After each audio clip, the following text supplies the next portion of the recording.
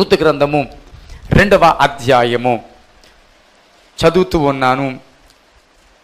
జాగ్రత్తగా నాతో పాటు చెప్పండి. 17వ వచనం నుండి చదువుతున్నాను. నాతో పాటు అందరూ చెప్పండి. కాబట్టి గట్టిగా, కొంచెం గట్టిగా. కాబట్టి ఆమె అస్తమయం వరకు ఆ చేనిలో ఏరుకొనుచు తాను ఏరుకొనిన దానిని దొల్లకొట్టగా అవి దాదాపు తూమెడు యవలాయెను. ఆమె వాటిని ఎత్తుకొని ఊరిలోనికి వచ్చినప్పుడు ఆమె అత్త ఆమె ఏరుకొనిన వాటిని చూచెను. ఆమె తిని తృప్తి పొందిన తర్వాత తాను మిగిల్చిన దానిని చూపించి ఆమెకిచ్చెను. అంతటా అత్త ఆమెతో, నేడు నీవెక్కడ ఏరుకుంటివి, ఎక్కడ పని చేసితివి, నీ యందు లక్ష్యముంచిన వాడు దీవింపబడును కాక అనగా, ఆమె తాను ఎవని యొద్ద పని చేసేనో అది తన అత్తకు తెలియచెప్పి, ఎవని యొద్ద నేడు పని చేసితనో అతని పేరు బోయజు అనెను. ఈరోజు యొక్క వర్తమానం యొక్క టైటిలు, నువ్వు ఎక్కడ ఏరుకుంటివి, ఎక్కడ పని చేసితివి. నువ్వు ఎక్కడ ఏరుకుంటివి, ఎక్కడ పని చేసేటివి. ఈరోజు వర్తమానం యొక్క టైటిల్. జాగ్రత్తగా వినండి. రూతు గ్రంథం అనేది బైబిల్ గ్రంథంలో ఒక ప్రత్యేకమైన గ్రంథము. వాస్తవానికి ప్రారంభంలో కనబడే కుటుంబం మీద ఈ పుస్తకం పేరు వ్రాయబడలేదు. ప్రారంభంలో ఒక కుటుంబం కనబడుతుంది. ఆ కుటుంబంలో ఉన్న వ్యక్తులను బట్టి ఈ పుస్తకానికి పేరు రాలేదు. ఆ కుటుంబ ప్రయాణంలో మధ్యలో చేర్చబడిన ఒక స్త్రీని బట్టి ఈ పుస్తకానికి పేరు వచ్చింది. ఇంకొక చెప్పాలి అంటే, ఈ పుస్తకానికి వచ్చిన పేరు రూతు అనే ఈ రూతు అనే పేరు కలిగిన ఆమె ఏమాత్రము దేవునికి ఇష్టమైన ప్రజల నుంచి వచ్చింది కాదు. దేవుడి చేత ఆశీర్వదించబడిన జనాంగము నుండి వచ్చింది కాదు. వాగ్దానము చేయబడిన జనాంగము నుండి వచ్చింది కాదు. బైబిల్ గ్రంథంలో ఇద్దరు వ్యక్తులను, ఇద్దరు గోత్రాల వారిని మొదట్లోనే బహిష్కరించింది బైబిల్. ఎవరు అంటే అమ్మోనీయులు, చెప్పండి, మోయాబీలు. ఈ ఇరువురిని బైబిల్ బహిష్కరించిందంటే వారు పుట్టికే విధానమే సరైనది కాదు. వారి లోకంలోకి వచ్చిన విధానమే అక్రమం, క్రమము లేని సంతానం వెళ్ళి వారన్నటికీ కూడా నా మందిరంలో ప్రవేశించకూడదు అని ఏ జనాంగమైతే శపించబడిందో, ఏ జనాంగం అయితే ఆరంభంలోనే శాపానికి గురి అయ్యిందో, ఏ గోత్రానికి చెప్పలేనంటి మాట, ఏ గోత్రానికి రానంత శాపము ఈ గోత్రానికి వచ్చాయి, ఈ మనుషులకు వచ్చాయి. అలాంటి శపితమైన, ద్వేషించబడిన, తృణీకరించబడిన మోయాబు గోత్రంలో నుంచి వచ్చిన ఒక స్త్రీ పేరు బైబిల్ గ్రంథంలో ఒక పుస్తకానికి పెట్టడం అంటే అది సామాన్య విషయం, చెప్పండి, కానే కాదు. సామాన్య విషయం కానే కాదు. శారమ్మ పేరు పెట్టారంటే పోనీ అర్థం ఉంది, పెట్టలేదనుకోండి. లేకపోతే నేనంటాను, అద్భుతకరంగా బైబిల్ గ్రంథంలో మొదటి నుండి చివరి వరకు అనేక పర్యాయాలు మనకి కనబడుతుంది. దేవుడు జ్ఞాపకం చేసుకున్న దావీదు పేరు మీద కూడా ఒక పుస్తకం లేదు. అలాగని అబ్రహాం మీద ఏమైనా ఒక పుస్తకం ఉందా, చెప్పండి. వాళ్ళందరూ ఇందులో మిళితమైన క్యారెక్టర్లే తప్ప అబ్రహాం పేరు మీద ఒక గ్రంథం, ఇస్సాకు పేరు మీద ఒక గ్రంథం, దావీదు పేరు మీద ఒక గ్రంథం ఏమీ లేవు. వాళ్ళ గురించి కొన్ని మాటలు తెలియపరచబడ్డాయి అంతే. కాబట్టి ఇలాంటి పరిశుద్ధమైన గ్రంథంలో తన పేరు మీద ఒక గ్రంథము వ్రాయించుకుంది అంటే, ఈ గ్రంథానికి ఆనాడు ఈ పేరు పెడితే బాగుంది అని ఆనాడు జ్ఞానులు ఆలోచించారు అంటే, ఈ పేరు పెట్టడానికి ఇష్టపడ్డారు అంటే, వెనకాతల గోత్రం ఎలాంటి గోత్రం, వెనకాల బ్యాక్గ్రౌండ్ ఎంత బ్యాడ్ బ్యాక్గ్రౌండో ఇవన్నీ ఉన్నప్పటికీ కూడా బైబిల్ గ్రంథంలో ఆమె పేరు ప్రస్తావించబడ్డం మాత్రమే కాదు, 66 పుస్తకాలు ఒకవేళ ఎవరైనా చదివితే ఈమె పేరు ఆ 66 పుస్తకాల్లో ఒక పుస్తకం ఉంది. అలాంటి అద్భుతమైన పుస్తకము, అద్భుతమైన విషయాలు ఈ యొక్క పుస్తకంలో వ్రాయబడ్డాయి. ఈ యొక్క స్టోరీ మీకు తెలియదేమీ కాదు. ఒక కుటుంబము బెత్లెహేము నుండి మోయాబుకు వెళ్ళిన సందర్భము మొదటి అధ్యాయంలో కనబడుతుంది. ఏ పరిస్థితుల్లో వెళ్ళారు? బెత్లెహేములో కరువు ఉందని, బెత్లెహేములో పరిస్థితులు ప్రతికూలంగా ఉన్నాయని, ఆహారం దొరకట్లేదన్న ఆలోచనలో ఎక్కడ ఆహారం దొరుకుతుంది, ఎక్కడ బాగుంది అని అనుకున్న పరిస్థితుల్లో వారికి మోయాబు ప్రాంతం కనబడింది.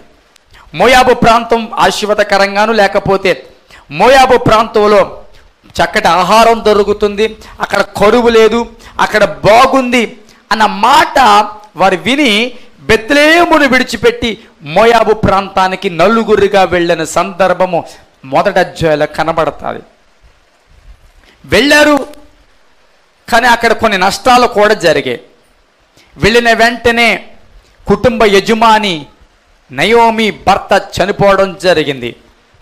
2 కుమారులు ఉన్నారు నయోమికి. మోయాబు రాళ్ళను, మోయాబు స్త్రీలను తీసుకొచ్చి వారికి పెండ్లి చేసింది.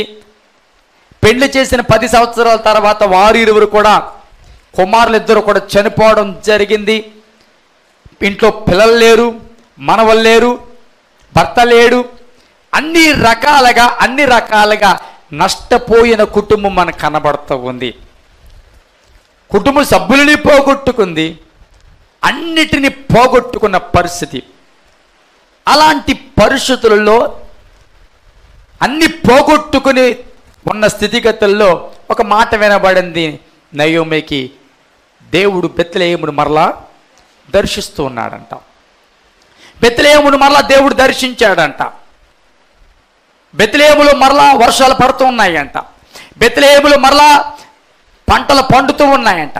బెత్లెహేములో మరలా ఆహారము దొరుకుతుందంట అన్న విషయము మోయాబులో ఉన్న నయోమికి పడింది. వెంటనే ఆ మాట వినగానే ఇక అక్కడ ఉండాలనుకోలేదు. అక్కడి నుంచి తన ప్రయాణాన్ని ప్రారంభించింది. విన్న తర్వాత ఊరుకోలేదు. సమస్య వచ్చినప్పుడు వెళ్ళడని మాట నిజమే, కానీ మళ్ళీ దర్శిస్తున్నాడు అన్నప్పుడు మాత్రం మళ్ళా రావడానికి ఇష్టపడింది. దర్శిస్తున్నాడు అన్నప్పుడు నా దేవుడు ఎంత కీడు చేశాడా నాకు, నా దేవుడు ఎంత నష్టం కలిగి చేశాడా నాకు, అసలు ఇంట్లో మగ పురుషులనే లేకుండా చేసేసాడా, ఎంత నష్టం జరిగిన దేవుడికి నేను ఎక్కడికి వెళ్తాను, ఎంత నష్టం చేసిన తర్వాత ఆ దేవుడిని వెతుక్కుంటూ మళ్ళీ బెత్లెహేముకి నేను వెళ్తానా, ఎంత వ్యాధి నాకు వచ్చిన తర్వాత ఆ దేవుడిని ఎందుకోసం నేను మరలా ప్రార్థన చేయాలి, ఆ దేవుడి ముందు ఎందుకు నేను మోకరించాలి, ఇలాంటి ప్రశ్నలు సహజంగా కొంతమందికి వచ్చే ప్రశ్నలు, కొంతమందికి వచ్చే అనుమానాలు నయోమికి రాలేదండి. నష్టం ఎంతైనా జరిగినప్పటికీ దేవుడు దర్శిస్తున్నాడు అన్న సంగతి విని బయలుదేరింది. ఉన్న స్థలం ఏదైనప్పటికీ కూడా విన్న వార్తను బట్టి బయలుదేరింది. వెళ్ళాలని ఆశపడింది. తన నష్టాలు నిజమే జరిగాయి, తనకి అప్పటికే వేదనకరమైన పరిస్థితులు ఉంది నిజమే. వాటిని బట్టి ప్రశ్నించలేదు, వాటిని బట్టి కృంగిపోలేదు. కానీ మళ్ళా దేవుడు దర్శిస్తున్నాడన్న ఆశ ఆమెలో కలిగింది. దేవుడు మాట్లాడుతున్నాడంట, మరలా అక్కడ ఆహారం దొరుకుతుందన్న సంగతిని ఎరిగి ఆమె ప్రాంతాన్ని విడిచిపెట్టి మరలా బయలుదేరినప్పుడు 2 కోడళ్ళు బయలుదేరారు. ఒక కోడలు మధ్యలో ఆగిపోయింది, ఒక కోడలు మరణం తప్ప ఏది నిన్ను నన్ను వేరుపరచదు అని ఒక అద్భుతమైన ఒప్పందం, ఒక అద్భుతమైన నిబంధన అత్తతో చేసి ఈ రూతు అనే కోడలు నయోమితో బయలుదేరిన సందర్భము మనకి కనబడుతుంది. వారి ఇరువురు కూడా యవల కోత ఆరంభంలో బెత్లెహేముకు వస్తున్న సందర్భము మనకి కనబడుతుంది. వారు వస్తున్న పరిస్థితి ఎట్లాంటిదో తెలుసా? నష్టాలు అనుభవించి వస్తున్న పరిస్థితి. వారు వస్తున్న పరిస్థితి ఏంటో తెలుసా? వేదనలలో వస్తున్న పరిస్థితి. ఎలాగ వెళ్ళామో ఇప్పుడు ఎలాగ వెళ్తూ ఉన్నాము, ఎలాగ ఇక్కడికి వచ్చామో ఇప్పుడు ఎలాగ వెళ్తున్నాం. యాకోబు నయమే, యాకోబు ఒంటరిగా వెళ్ళాడు, గొప్ప మందితో వెనక్కి తిరిగి వచ్చాడు. అబ్రాహాము చెప్పండి కేవలం తన కుటుంబంతో వెళ్ళాడు, అద్భుతమైన ఆస్తిపాస్తులు, అద్భుతమైన సంపద దేవుడికి ఇచ్చాడు. కానీ ఈమె జీవితం అలా కాదు. నలుగురిగా వెళ్ళింది, ఆ కుటుంబంలో ఒక్కరితో మిగిలింది, మధ్యలో యాడ్ అయ్యింది. వెళ్ళినప్పుడు కుటుంబంతో వెళ్ళింది, వచ్చేటప్పుడు ఒక తెలియని వ్యక్తిని కుటుంబంలో చేర్చుకుని వస్తున్న సందర్భం కనబడుతూ ఉంది. వేదనతో వస్తూ ఉంది. ఆమె జీవితంలో వెనక్కి తిరిగి చూస్తే ఎన్నో నష్టాలు, ఆమె జీవితంలో వెనక్కి తిరిగి చూస్తే ఎన్నో నిందలు, ఆమె జీవితంలో వెనక్కి తిరిగి చూస్తే సంపాదించింది ఏమీ లేదు, ఒక కన్నీళ్ళు తప్ప. ఆమె జీవితంలో దేవుడిచ్చిందంటూ ఏమీ లేదు, అంత పోగొట్టుకున్న సంగతి తప్ప. ఆమె జీవితంలో ఏదైనా ఆశ పుట్టించింది అంటే ఒకే ఒక మాట ఏంటో తెలుసా? బెత్లెహేమును దేవుడు మరలా దర్శిస్తూ ఉన్నాడు. ఆ ఒక్క మాటే ఆమెను నిరీక్షణ పుట్టించింది. ఆ ఒక్క మాట తప్ప, ఆ నిరీక్షణని బట్టి తప్ప మరి ఏ పరిస్థితిని బట్టి ఆమె బయలుదేరలేదు. కేవలం దేవుడు దర్శిస్తున్నాడు. మరలా దేవుడు తన బిడ్డలు దర్శిస్తూ ఉన్నాడంట. మరలా అక్కడ ఆహారం దొరుకుతుందంట అన్న విషయాన్ని గుర్తెరిగి విన్న మాటను బట్టి, నిరీక్షణతో విన్న మాటను బట్టి, ఆసక్తితో విన్న మాటను బట్టి నేను ఆ స్థానానికి వెళ్ళాలి అనే ఆశతో బయలుదేరింది. దేవుని మాట ఆమెలో ఏం పుట్టించింది చెప్పండి? ఆశను పుట్టించింది. దేవుని మాట ఆమెలో ఒక నిరీక్షణ కలిగి చేసింది. దేవుడు దర్శిస్తున్నాడనే మాట తప్ప ఇంకేమీ ఆమెకి తెలియదు. బయలుదేరింది. ఒకప్పుడు ఒకవేళ నలుగురితో వెళ్ళి నలుగురితో వస్తే ఆనందం వేరేగా ఉండునేమో, భర్త పిల్లలు కోడళ్ళతో వస్తే ఆ సంతోషం వేరేగా ఉండునేమో.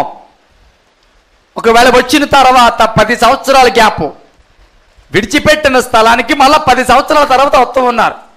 10 సంవత్సరాలు వచ్చిన తర్వాత ఇవి ఏం చేయాలి? 10 సంవత్సరాల తర్వాత అసలు ఇల్లు ఉందా, అక్కడ నాకు పొలం అంటూ ఉందా, అసలు బ్రతకడం ఏంటి? ఒకప్పుడు బాగా ఉన్న కుటుంబమే, ఒకప్పుడు బెత్లెహేములో ఆశ్చర్యకరంగా బ్రతికిన కుటుంబమే. కానీ ఇప్పుడు వస్తున్న పరిస్థితి ఏంటో తెలుసా? ఏం చెయ్యాలో ఏమి చెయ్యాలో కూడా ఎర్రగని పరిస్థితుల కుటుంబం వెనక్కి వస్తూ ఉంది. ఆశతో రావట్లేదు, ఏం చెయ్యాలో తోచని పరిస్థితులు వస్తూ ఉంది. ఇంటికి వెళ్ళిన వెంటనే పర్లేదులే, భర్త ఉన్నాడు, కొడుకులు ఉన్నారు, పని చేస్తారు, మరలా పొలాన్ని సాగు చేస్తారు, మరలా ఏదో పర్వాలేదులే నా పోషణకు కుటుంబానికి అన్న నిశ్చయిత కానీ అన్న ధైర్యం కానీ కుటుంబంలో లేదు. తాను తన కోడలు మాత్రమే వస్తూ ఉన్నారు, అన్ని పోగొట్టుకుని. ఎలాంటి పరిస్థితుల్లో అంటే అన్ని పోగొట్టుకుని ఏం చేయాలో తోచని పరిస్థితుల్లో వారు బెత్లెహేముకు వస్తూ ఉన్నారు. దేవునికి స్తోత్రం చెప్తాం గట్టిగా, హల్లెలూయా. బెత్లెహేముకు వచ్చారు. బెత్లెహేముకు వచ్చిన తర్వాత పాత ఫ్రెండ్స్ కలిశారు. ఇంతకు ముందు ఉన్నవారు 10 సంవత్సరాల తర్వాత నయమక్క వచ్చింది అని చెప్పి పలకరించడానికి వెళ్ళారు. కొంతమంది గుర్తు పెట్టారు, అయ్యో నయమక్క అనుకొని గుర్తుపట్టారు. అందరూ వెళ్ళి నయం వచ్చింది అంటుంటే ఆవిడ ఇష్టపడలేదు ఆ పేరుతో పిలిపించుకోవడానికి. ఇష్టపడలేదు. ఎందుకంటే ఆ పేరుకు తగ్గ జీవితం లేదు. ఆ మాట అర్థమవుతుందా? కొంతమంది పేరుకు తగ్గ జీవితం లేకపోయినా విమర్శించట్లేదు సుమా. కొంతమంది పిల్లలకి యేసుబాబు పేరు ఏంటి, ఆడు పుట్టినప్పుడు ఏదో బలహీనత వచ్చిందంట, అప్పుడు యేసుబాబుని తగిలించుకుందంట, అందుకే ఏమని పేరు పెట్టింది? యేసుబాబు. పోనీ అక్కడితో అయిపోయిందా? ఆడి ఎదిగి కొలది ఏ చిత్రి చేసి పన్నా, ఒరే యేసుబాబు నేను కొడతాను, ఒరే యేసుబాబు నీ కాళ్ళు ఎరగొట్ట. ఆ మాట అర్థమవుతున్నాయా? అసలు కొంతమంది గమనించండి, పిలిపించుకోవడానికి ఇష్టపడతారు. జీవితం లేకపోయినా, స్థితి లేకపోయినా పిలిపించుకోవడానికి ఇష్టపడతారు. ఆ క్వాలిటీ లేకపోయినా, ఆ అర్హత లేకపోయినా, ఆ తలాంతు లేకపోయినా ఆ తలాంతు ఉన్నట్లుగా ప్రదర్శిస్తారు. ఆ వరం ఇవ్వకపోయినా ఆ వరాన్ని ఆపరేట్ చేయడానికి ప్రయత్నం చేస్తారు. ఆ మాట అర్థమవుతుందా? యేసు ప్రభు శిష్యులు దెయ్యాన్ని వెళ్ళగొట్టడానికి వెళ్ళారు. ఆపరేట్ చేయడం చూశారు, వీళ్ళు ఆపరేట్ చేద్దాం అనుకున్నారు. ఆ మాట అర్థమవుతుందా? యేసు ప్రభు వారు ఎలాగ ఆపరేట్ చేయడం చూశారు. ఇప్పుడు పిల్లలకి ఫోన్ ఇచ్చిన వెంటనే టక టక టక టక పాస్వర్డ్ నొక్కుతున్నారు. విచిత్రం ఏమిటంటే, ఒకవేళ నువ్వు అన్నిటికీ క్లోజ్ చేసేసిన, యూట్యూబ్ క్లోజ్ చేసేసిన, ఇంకేదైనా క్లోజ్ చేసేసిన, గూగుల్ అమ్మ తల్లి దగ్గరికి వెళ్ళి విలా పెట్టుకుని పాలనా గేము అంటున్నారు, అంతే చేతులకు వచ్చేస్తుంది. పాలనా వీడియో అంటున్నారు, చెప్పండి, సెకండ్లో స్క్రీన్ మీద కనబడుతూ ఉంది. చిన్న పిల్లోడికి ఫోన్ ఇవ్వండి, ఆ ఫోన్ తీసుకుని వెంటనే చెవి దగ్గర పెట్టుకుంటాడు. అంటే మనం ఆపరేట్ చేసే విధానం చూసి వాడు ఆపరేట్ చేస్తూ ఉన్నాడు. మనల్ని చూసి వాడు ఆపరేట్ చేస్తున్నాడు. ఒక స్విచ్ చేయాలంటే మనల్ని చూసి వాడు నేర్చుకుంటాడు. ఒక సెల్ ఫోన్ ఆపరేటింగ్ కానీ, ఒక ల్యాప్టాప్ ఆపరేటింగ్ కానీ, ఏదైనప్పటికీ కూడా ఆపరేటింగ్ అనేది ముందు ఎవరైతే ఆపరేటర్ చేస్తూ ఉన్నారో మిగతా వాడు నేర్చుకుంటారు. యేసు ప్రభు ప్రార్థన చేశాడు కదా, యేసు ప్రభు ద్వారా దెయ్యాలు వెళ్ళగొట్టబడ్డాయి కదా అని వీళ్ళు ఆపరేట్ చేద్దాం అనుకున్నారు. కానీ వీళ్ళ వల్ల కాలేదు. చివరికి వీడి మీద దాడి చేసిందంట. ఇంకొకడు ఉన్నాడు పౌలు గారి సమయంలో, ఆడు కూడా పేతురు వారు అపోస్తలులందరూ కూడా ఎవరి మీద చేతులు ఉంచితే వారికి పరిశుద్ధాత్మ వచ్చేస్తుందంట. ఎవరి మీద చేతులు ఉంచితే వారు అన్య భాషలతో మాట్లాడుతున్నారంట.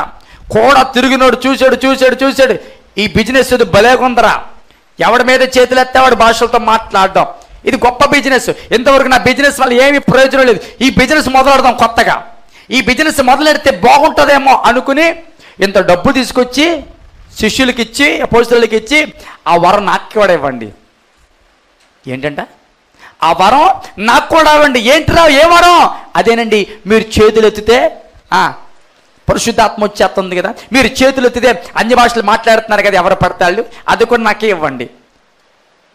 గమనించండి, భౌతికంగా వరాన్ని ఆపరేట్ చేయాలనుకుంటూ ఉన్నాడు. భౌతికంగా దేవుడు ఇచ్చే వరాలను భౌతికంగా ఆపరేట్ చేయలేవండి. దేవుడిచ్చిన వరమును కేవలం ఆత్మచేత మాత్రమే ఆపరేట్ అవుతుంది. హల్లెలూయా. భౌతికంగా ఏది ఆపరేట్ చేయలేం. You can imitate. నేను అంటాను, అర్థమవుతుందా? You can imitate. నువ్వు ఇమిటేట్ చేయగలవు కానీ పెర్ఫార్మెన్స్ చేయలేవు. అర్థమవుతుందా? ఇమిటేట్ అంటే అనుకరించడం. బెన్నీ హిల్లాగా అనుకరించడంలో కానీ, లేకపోతే ఇంకొక వ్యక్తిలాగా అనుకరించడమో కానీ నేను అంటాను, కార్యాలు జరిగేది మాత్రం అనుకరణను బట్టి కాదు, నీలో ఉన్న ఆత్మశక్తిని బట్టి కార్యాలు జరుగుతాయి. కాబట్టి దేవుని సన్నిధిలో ఇమిటేషన్ ఎంతో కాలం ఉండదు. ఓన్లీ దేవుని యొక్క శక్తి బలము చేత మాత్రమే అవి నిలబడతాయి. స్తోత్రం చెప్పండి గట్టిగా. కాబట్టి దేవుని సన్నిధిలో ఇంతకు ముందు ఉన్న పేరుని పెట్టి పిలుస్తూ ఉన్నారు, కానీ ఆ పేరుతో ఈమె పిలిపించుకోవడానికి ఇష్టపడటం లేదు. ఎందుకో తెలుసా? అప్పుడున్న అనుభవం ఇప్పుడు చెప్పండి అప్పుడున్న అనుభవం ఇప్పుడు లేదు. కొంతమంది నేను అంటాను, ప్రార్థనా జీవితం లేకపోయినా, సరైన ఆత్మీయస్థితి లేకపోయినా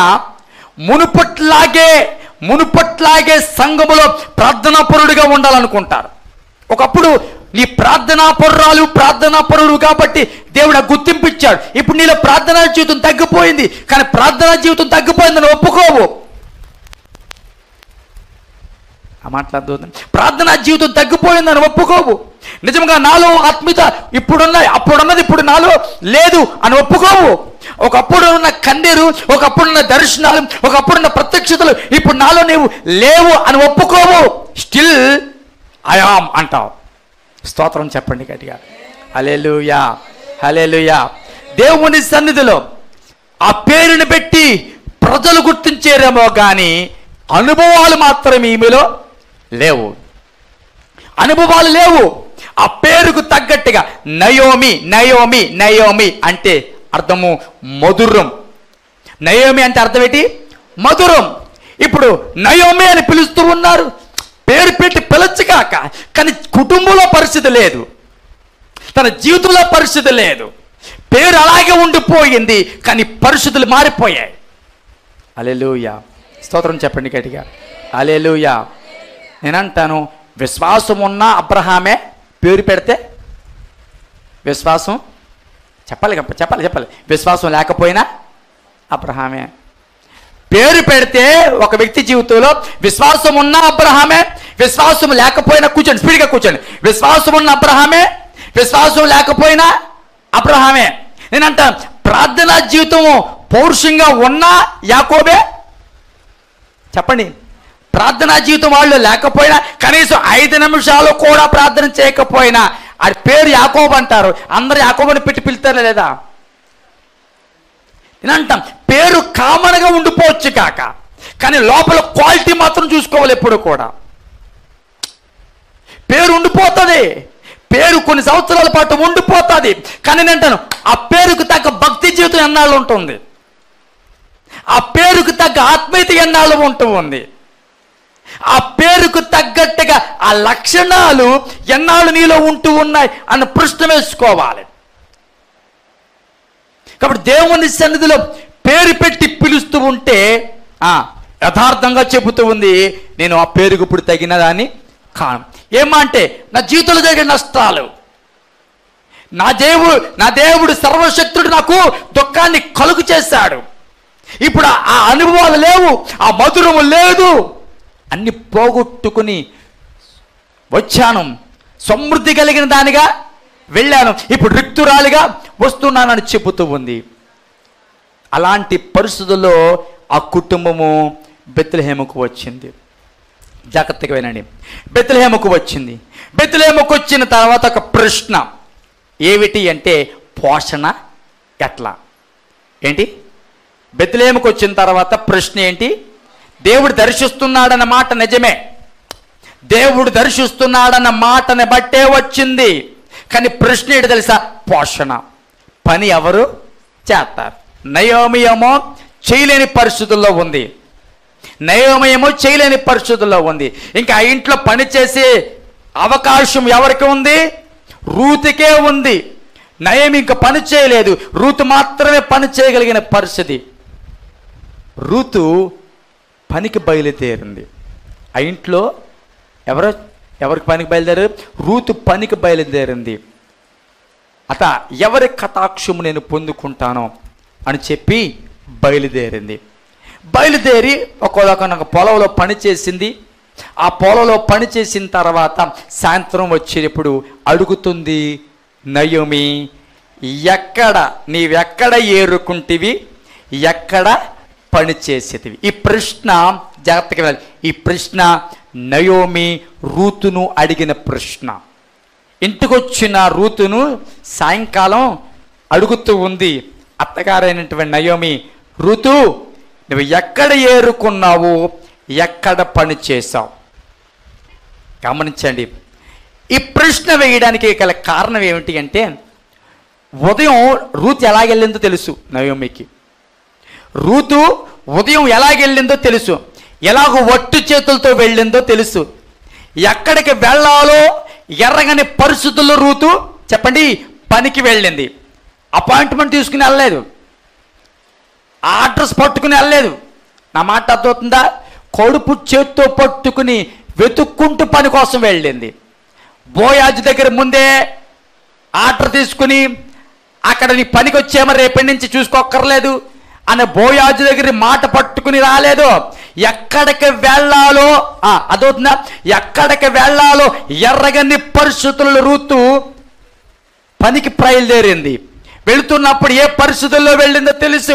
వట్టి చేతులతో, ఏమీ లేని పరిస్థితుల్లో, ఎక్కడ పని చేస్తానో తెలియని పరిస్థితుల్లో, అక్కడ పని దొరుకుతుందా లేదో తెలియని పరిస్థితుల్లో, దొరికితే ఆహారం సాయంత్రానికి తీసుకొస్తాదో లేదో తెలియని పరిస్థితుల్లో రూతు వెళ్ళింది. కానీ సాయంకాలంకి వచ్చేటప్పటికి చెప్పండి, తన అత్తకు ఎవలను తీసుకొస్తూ ఉంది, తన అత్తకు ఆహారాన్ని తీసుకొస్తుంది. చెప్పండి, తీసుకొచ్చిన ఆహారాన్ని బట్టి, వట్టి చేతులతో వెళ్ళిన రూతు నిండు చేతులతో రావడాన్ని బట్టి, పనేంటో ఏమీ తెలియదు, ఎక్కడ పని చేస్తుందో తెలియని పరిస్థితుల్లో ఏదో పని దొరికినట్టు ఉంది. ఆ పనిని బట్టే ఈ ఆహారం దొరికినట్టుంది. అందుకే రూతు చేతుల్లో ఆహారం కనబడుతుందని నేను అంటాను.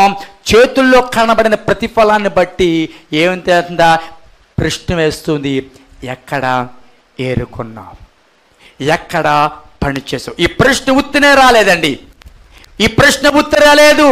ప్రతిఫలాన్ని చూసి, చేతిలో ఉన్న దానిని చూసి అడిగిన ప్రశ్న. ఈ వాక్యం వెంటనే ప్రియ సహోదరులారా, దేవుడి సన్నిధిలో ఒక వ్యక్తి నీ గురించి ప్రశ్న వేయాలైనా, నీ గురించి ఆ దేవుడిని తెలుసుకోవాలైనా, నీ చేతిలో ఉన్న ప్రతిఫలాన్ని బట్టే నేను అంటాను దేవుడి సన్నిధిలో దేవుడి నామం కనపరచబడతాది. స్తోత్రం చెప్తాం కడిగి. హల్లెలూయా. నీ జీవితాన్ని బట్టే ఎవరైనా ప్రశ్న వేస్తారు. ఒరే, ఒకప్పుడు ఇలా ఉండేవాడు, ఇప్పుడు ఎంతగా మారడానికి కారణం ఏంటని ప్రశ్న. ఒక వ్యక్తిని వేయాలి అంటే ఆ వ్యక్తి ముందు ఈ వ్యక్తి యొక్క మార్పు కనబడాలి. ఒకప్పుడు ఏమీ లేని దానిగా ఉండేదారేమో మా మధ్య, కానీ ఇప్పుడు ఎలాగో ఆస్వాదించబడడానికి కారణం ఏంటి అన్న ఒక వ్యక్తి ప్రశ్నించాలి అంటే ఆ వ్యక్తి ఆశీర్వాదం కనబడాలి. నీ బలహీనత మాకు తెలుసు, డాక్టర్ నీ గురించి ఏం చెప్పారో తెలుసు. అలాంటి చచ్చిపోతావు అనుకున్న నీవు ఈరోజు చచ్చిపోతావని చెప్పిన వైద్యుడు చనిపోయాడు, కానీ ఇంకా నువ్వు బ్రతికున్నావంటే, ఇంకా సజీవురాలుగా ఉన్నావంటే, ఇంకా ఆరోగ్యవంతురాలుగా ఉన్నావు అని ఒక ప్రశ్న ఒక వ్యాధిగ్రస్తురాలని ఎవరైనా వెయ్యాలి అంటే, చచ్చిపోతానన్న వ్యాధిగ్రస్తురాలు ఇంకా బ్రతికుంటూ స్తుతిస్తూ ఉన్నప్పుడు వేస్తాడు ఆ ప్రశ్న. ప్రతిఫలాన్ని చూసే ప్రశ్న వేస్తారు. మన జీవితాన్ని చూసే, మన నడవడికను చూసే, మన యొక్క విధానం చూసి, నీ దీవెన చూసి, నీ మాటను చూచి, నీ పద్ధతును చూచి, నీ వినయాన్ని చూచి, నీ నడవడికను చూచి, నువ్వు కుటుంబాన్ని కట్టుకుంటున్న నీ స్థితిని చూచి, నలుగురితో మాట్లాడుతున్న నీ మాట స్థితిని తీరును చూచి ప్రజలు ప్రశ్నిస్తారు, నువ్వు ఎక్కడ. హల్లెలూయా, హల్లెలూయా, హల్లెలూయా. ఎక్కడ నేర్చుకున్న ఈ వాక్యము? ఎక్కడ నీ సహవాసం? ఎక్కడ ఏ సహవాసంలో ఉన్నావు ఇలాగూ దీవించబడుతూ ఉన్నావు? ఏ సహవాసానికి వెళ్తున్నావు ఇలాగూ నువ్వు ఆస్వాదించబడుతూ ఉన్నావు? ఏ సహవాసములో ఉన్నావు ఇలాంటి కన్నీటి ప్రార్థన నువ్వు కలిగి ఉన్నావు? ఏ సహవాసములో ఉన్నావు నీవు, నీ కుటుంబము దీవించబడుతూ ఉంది. ఒకప్పుడు మొదట మీరు కొద్దిగానే ఉన్నారు, ఈరోజు ఒక అభివృద్ధిలోకి వచ్చింది. ఏ సహవాసాన్ని బట్టి, ఏ వర్తమానాన్ని బట్టి ఈరోజు నీలో ఈ మంట పుట్టింది? ఏ వర్తమానాన్ని బట్టి ఈరోజు నీలో ఈ యొక్క మార్పు కలిగింది?